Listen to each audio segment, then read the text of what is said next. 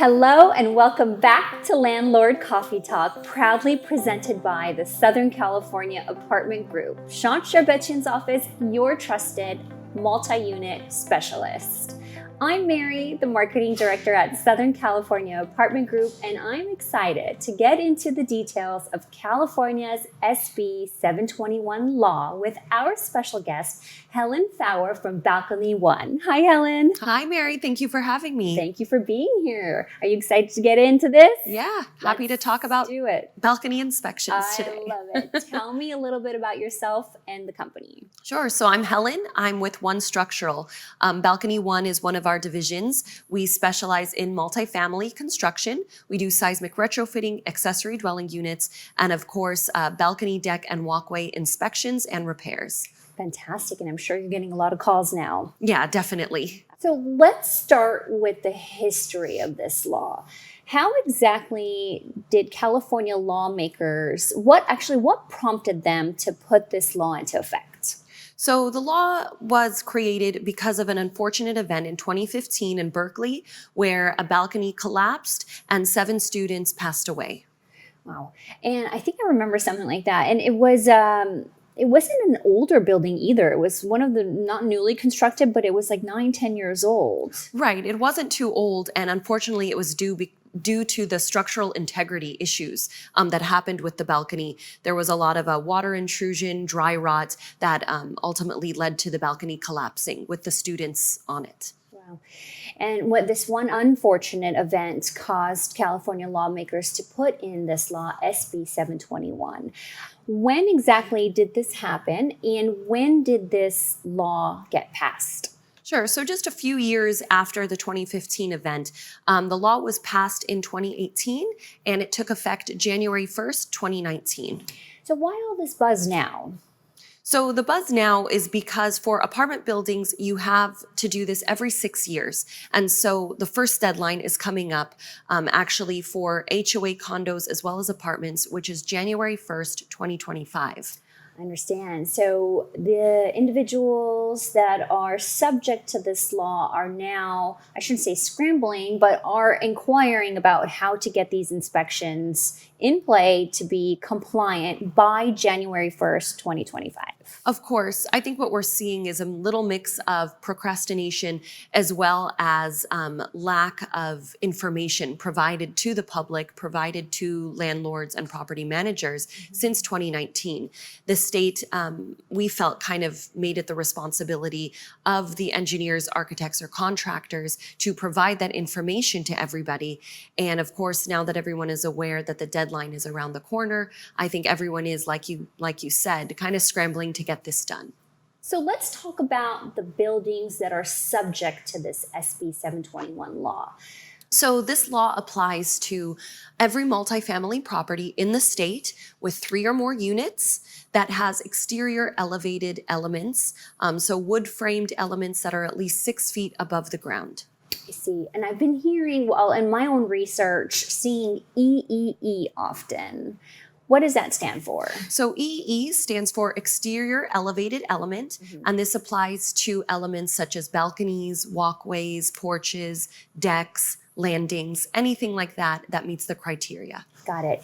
To be a little bit more crystal clear for our viewers, we had some landlords submit some of their photos to us asking if this qualifies under the SB 21 law. Am I subject to it? And now that I have you here, Helen, I'd like to kind of show you these photos and see if you can give us your expert opinion and see if they qualify or not. Sure. Let's do it. Let's do it. So Helen, here you'll see a 7-unit property located in Los Angeles. It's 2 structures attached to each other, but there is a bit of a gap in between them. And in between them, you'll see a little walkway and also the staircase leading up to the 2nd floor. Would this building be subject to the SB 721 law? So upon closer look, Mary, it looks as if these elements are actually made out of steel as well as concrete stairs. So in this case, if it's not made out of wood, it's actually exempt and does not need to be inspected if it is indeed steel and concrete. Fantastic. Well, thank you. Here we have another 7-unit property, and this is located in Glendale. And as you can see, there's extensive walkways that go throughout the building. So is this building subject to SB 721? Yeah, definitely. This is a great example of exterior walkways that, of course, visually, they're stucco over these elements. However, the framing on the inside is indeed made out of wood. So these walkways, as well as the landing and stairs, must be inspected. I see. And this landlord needs to have this inspection report by January 1st of 2020. Correct. All right, we'll get a little bit more into the inspection reports later, but I've got more photos for you. Here we have another photo. This is a 12-unit property located in Montebello. And this you'll see there's a walkway going through and then some staircase that is going up to the second floor. Yeah, so this is a combination that the walkway is subject to the inspection because the walkway is stucco over wood framing. However, the stairs are made out of steel and concrete, and we actually see this a lot. So your stairs are exempt in this situation. However, the walkway is subject to the inspection. I see. All right, here's another 4-unit property in Pasadena. This here, you'll see it's not super extensive walkway. It is just a landing pad to get up to the second floor. Is this something that's subject to SB 721? Yes, in this case, the landing meets the criteria for an exterior elevated element. However, once again, the stairs are steel and concrete. So the stairs themselves are exempt, but the landing is subject to the inspection. So this individual's building just only has that one landing, and that's required to be inspected regardless. Correct. It being just a small space, it still needs to be inspected. Yes, exactly. All right, well, I've got one more photo for you. So here, right here, you'll see an 8-unit property in Van Nuys. This is kind of like a bucketed walkway, I guess. It's enclosed and above 6 feet. So would this be subject to SB 721? Yes, these elements also meet the criteria for the inspection because they do kind of cantilever from the edge of the building. They're made of wood. They just have stucco all around it, but these are subject to the inspection. All right, I'm going to show you a different angle of the building. You'll see here on the back side is a little balcony there. It's pretty enclosed, but because it's still protruding out, it still needs an inspection. Yes, correct. This balcony, another great example of a wood frame balcony with stucco that cantilevers or overhangs over the exterior of the building. So this balcony is subject to the inspection. All right. Thank you, Helen. Now that we've identified somewhat what type of buildings that are subject to this SB 721 law, let's get into what is required of them, okay? So they're required to have an inspection to be kept on file or submitted to the state of California by January 1st, 2025? So it depends on what city or county the apartment building or multifamily, any type, is located in.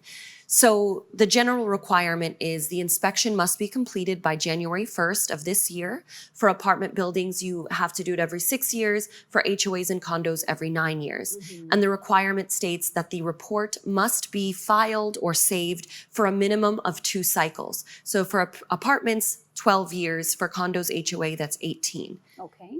Where is it filed? So right now, some cities are requiring the submission of these reports by whomever did the inspection themselves. In Los Angeles, I believe, they do require severe threats, which would be the highest rated flagged element. They require that report to be submitted to the housing authority if there are only those severe threats. Other cities have not released any type of submission protocol right now. They are just planning to issue fines after January 1st if somebody doesn't have this report on hand. But it really depends on your city and area if there's a requirement for submission of the actual report. I understand.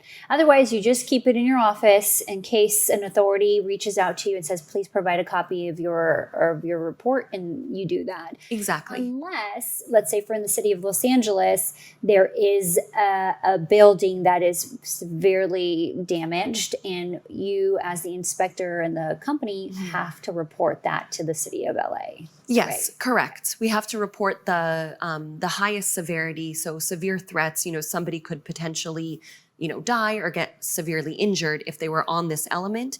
Those reports we submit to the housing authority. I understand. So let's talk about what you actually look for when you go on to these inspections, and what is a high threat and what is a moderate threat and what is a you're okay. Let's look into what the inspection report entails. Can you get your handyman to just inspect and say this is good and file a report on file? So only if that handyman is an engineer, civil or structural, an architect, or certain classes of building contractors with at least 5 years of relevant experience. So there are some credentials required for inspectors to be able to provide this report. Yeah, definitely. Okay, so that's good to know. Next is, what is the inspector looking for? And we talked about that earlier. We're going to get into that. So what is it that you look for? How do you look for it? Do you require for the landlord to rip apart the flooring of the walkway? How does the inspection process work?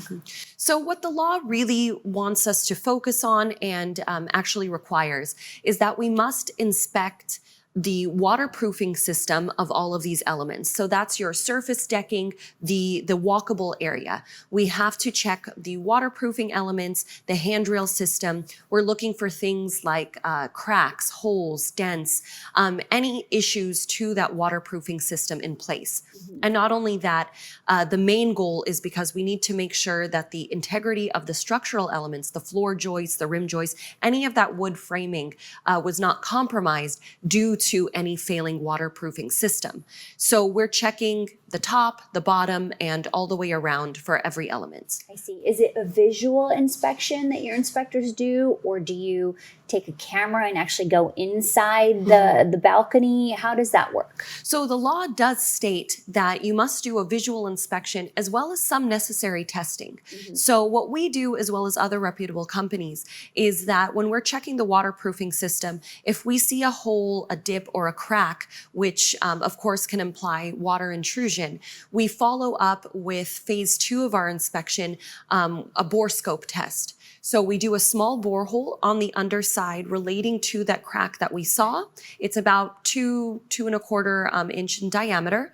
We then insert an endoscopic camera in order to see was there in fact any issues to the framing inside because of what we saw on the top. I see. So step 1, you kind of visually inspect the balcony, and if you do notice, like you had mentioned, some dips, some cracks, then you'll go to step 2 and you'll do more of a thorough inspection internally. Yeah, exactly. Okay.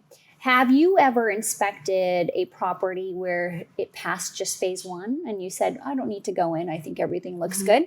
We typically always follow up with phase 2, which is the bore scope testing, because we have yet to see a pristine, perfect building with zero issues to the waterproofing, because unfortunately we do see a lot of deferred maintenance, because all elements should be getting some type of maintenance every 3 to 5 years, and we don't see that often.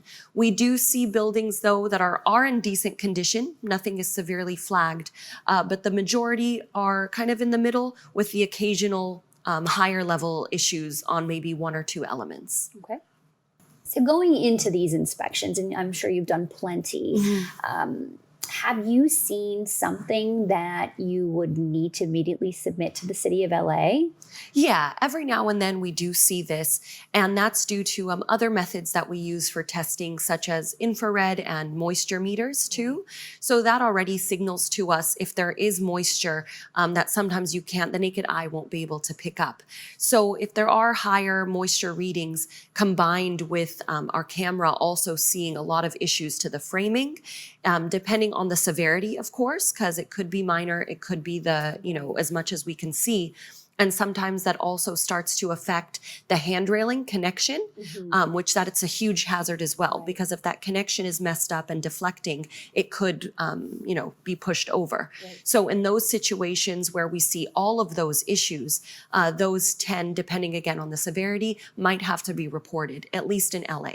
Got it. And then your company uses sort of a system between categories, category 1 to category 5, let's say. So 1, 2, 3, 4, and 5. And Correct. 5 being the immediate repairs need to report to the city of LA for the safety of the tenants, which we talked about. What would be a category 4? A category 4 would be something that is still pretty severe, no imminent threat right away, but if left unaddressed, it could result in, a few months from now, depending on the severity of it, it could result in more damage and become a level 5. Right. And a level 4, you don't really have to report that to the city of LA. Right, correct. Level 4s, we don't have to report. However, level 4s are put under a different timeline versus the severe threats, which you have to act on a little quicker. Got it. And at level 4, you, as a landlord, you would absolutely need to make these repairs. And there's a certain timeline for you to make these repairs. Level 5 is immediate repairs. Level 4, they'll give you 120 days, is it, to make those repairs? Right. So you actually have 240 days total for your level 4s, or whichever company, how they rate them equivalently. You have 120 days at first to pull the permit for that repair, and then another 120 days to complete the repair. I see. Okay. Now, then you have your categories 1, 2, and 3, which it does show that there's been some water intrusion, there's some wood erosion or not. Talk about that and how that is handled with landlords. What are their next steps once you provide this report saying these are our recommendations? Sure. Not getting the city involved. Right. So levels 1, 2, and 3, I would say, are good to moderate condition elements. They won't have as severe dry rot, water intrusion, pests, anything like that we see in the occasional 4s and 5s. Your 3s, I would say, are kind of right in the middle. We would most likely just recommend some type of prime and resealing, some top coat to help cover or conceal any of those cracks to prevent future water from leaking inside. So that's what we would recommend for those. But the landlords aren't under any obligation to do that. Of course, it's highly recommended, but they're not under any type of timeline or the city coming down on them for those types of recommendations. I see. So you'll make the recommendations, but they're not obligated to make these repairs. Of course, now they have an inspection report on file, and should anything happen, the liability sort of now shifted entirely on the landlord because they were made aware of this whatever many years ago when they got this inspection. Absolutely. Okay. So it's a good thing to have a peace of mind, I guess, right? On file to know what your balconies are doing. Of course. Yeah, we see a lot of unfortunate neglect for these elements. A lot of people aren't using them. Some tenants put a lot of potted plants, which can just soak up water. Some tenants put it upon themselves to tile it. There may not have been proper waterproofing that went into place. So we do see those issues from time to time.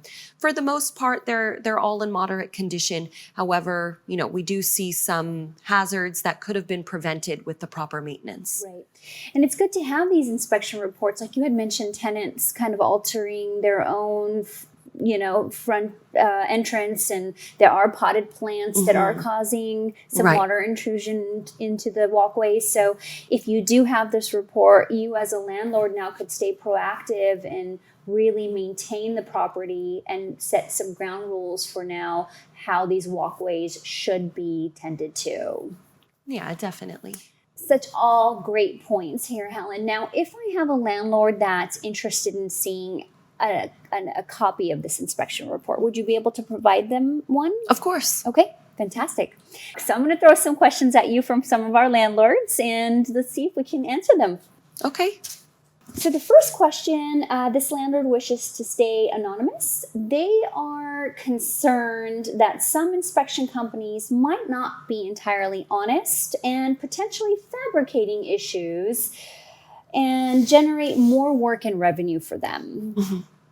Is this something that you've seen? Is this a concern? I kind of understand where this landlord is coming from. If you go digging, you'll find something, Right. How truthful are these reports? How truthful are companies out there doing these jobs now? Right. So for the most part, from what we've seen, I would say they have been pretty consistent because of that testing that's required, and the infrared and other methods of testing these elements. We do, at least on our end, provide photos. So anything we report, the landlord is going to see. Right.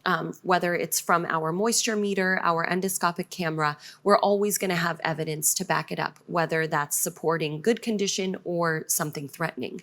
However, I would say it's a very, accurate feeling to have of, not wanting to get taken advantage of or Sure. something made up, which unfortunately we do see. I would say one of the first steps when vetting who you're going with, check the CSLB, check their license, check their workers' comp. That's one of the first indications. If they're pretending that they don't have employees, therefore they're bypassing workers' comp, to us that already shows dishonesty. So that right there is sometimes one of your first indications of how honest is this company.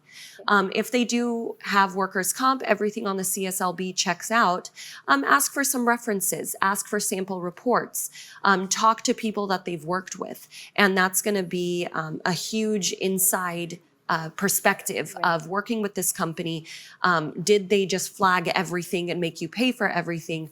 Or was it done legitimately? Right. And if there was an issue, was it backed by evidence and photos with proper recommendations? Right. Okay. All great points.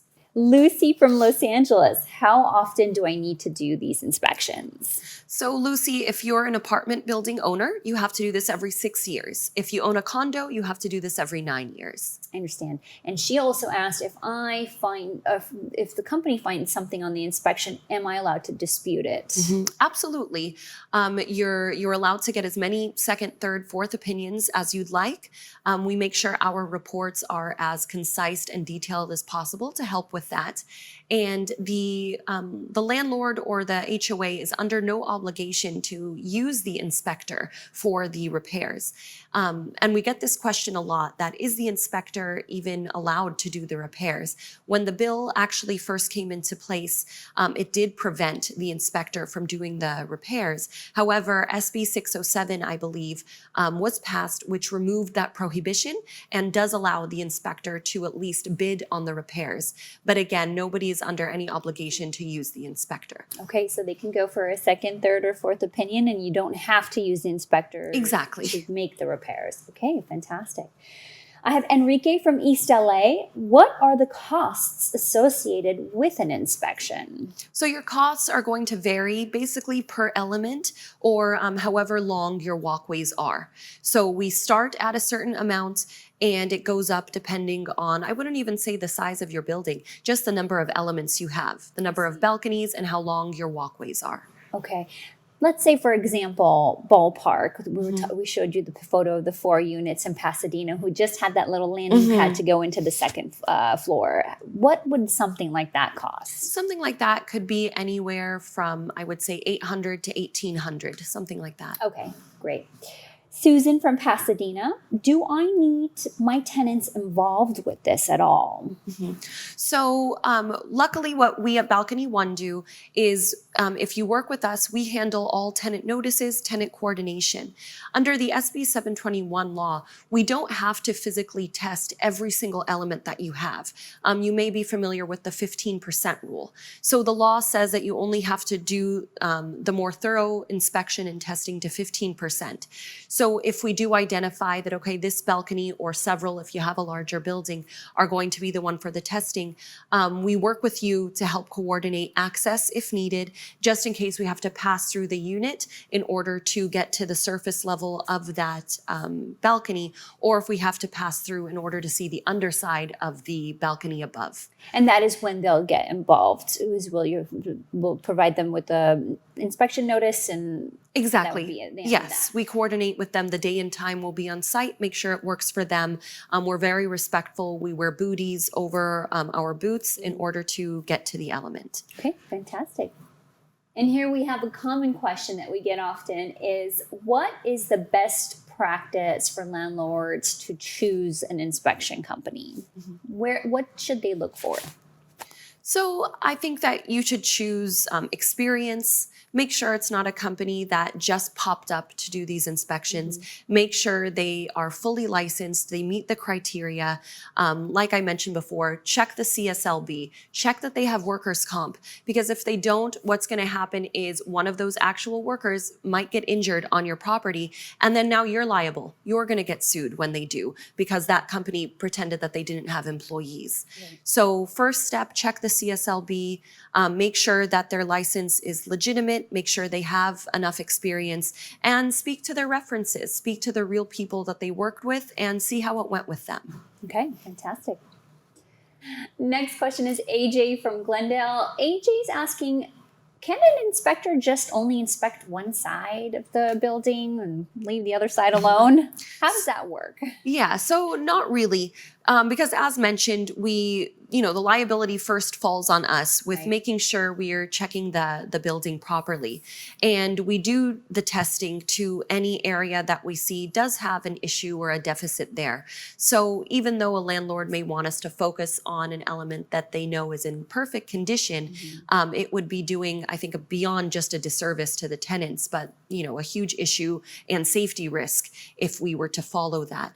And luckily, we've actually been receiving the opposite. Landlords are sometimes aware of those level 4s and 5s already, because they're usually pretty evident just visually with staining, cracks, everything like that. And we oftentimes just say, okay, do the inspection and just give me a bid right away to repair it, and I'll look and compare. Fantastic. And when you do go in as an inspector, you don't inspect one side, you inspect the full building, and you create a solid inspection report. Exactly. All right, that's good news. Helen, is there anything else you'd like to add before we wrap? As mentioned, check that company, make sure they're legitimate, check their license, talk to their references, and make sure you're comfortable moving forward. And at least if you work with Balcony One, you're in good hands. We're a family-owned and operated company, and we just want to provide reliability, keep your building, tenants, residents safe, and get out of there. Awesome. Fantastic. Well, thank you, Helen, and to our viewers for your viewership. There is so much more, but we don't have the time. The good news is that we have a dedicated text hotline where you can send in your questions. Our team guarantees a response within 24 hours, and one of our experts will be available to provide you with advice. So if you have questions or need further insights, don't hesitate to reach out through our text hotline at 626-650-9547. You can find our contact information in the description below. Thank you so much. I appreciate it.